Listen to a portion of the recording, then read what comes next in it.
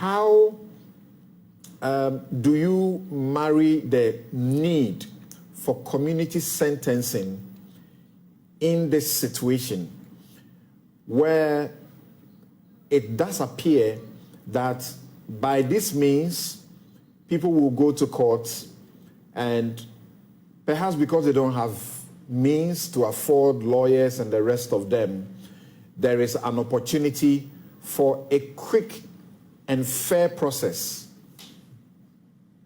Right.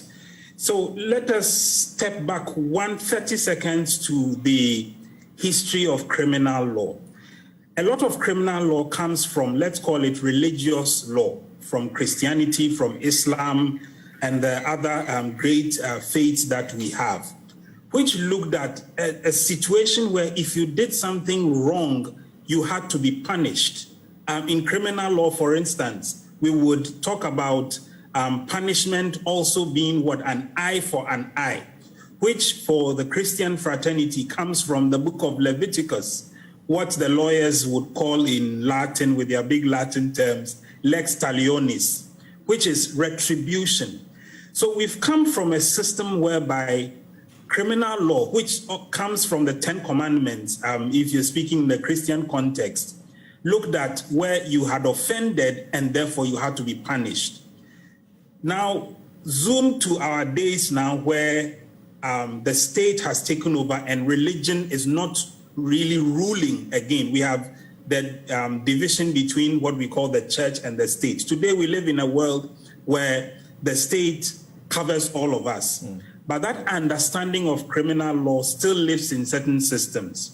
So the kind of system that Ghana practices, the common law system, you still have a sense of punishing people, right, for what they've done. And I use the word punish in the sense of ensuring that they go through some discomfort, be it pain or restriction of sorts, to ensure that they would have the mind not to do what they've done again. But also in our contemporary times, let's call it from, the 1990s onwards, we have begun to have a better understanding of crime and why people commit crime.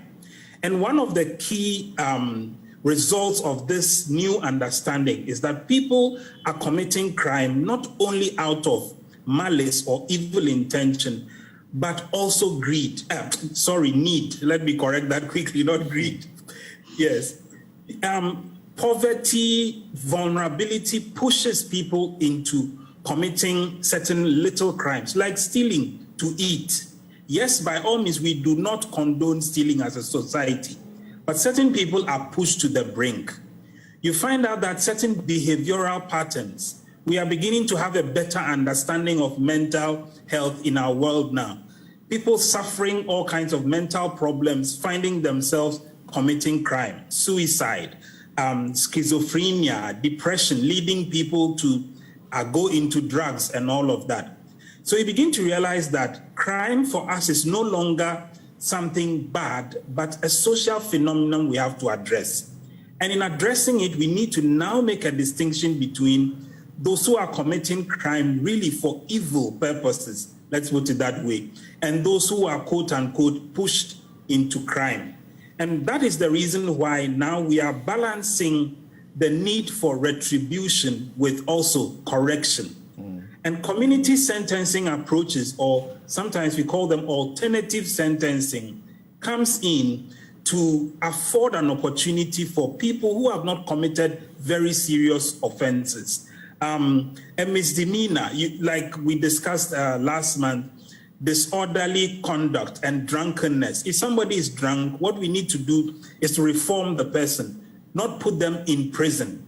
And so if you had a system whereby this person is now made to do some work, some productive activity, mow a lawn, go and sit with children in a school, to support the staff, go and wash dishes at the hospital or clean the floors, this will be pushing the person into a more productive activity than the drinking. That is the essence. We are not losing the aspect of accountability. That's what we need to remember, yes. The person will still be held accountable, but they will not be put into a situation where now they are rather corrupted or worse off than before because of imprisonment. Right.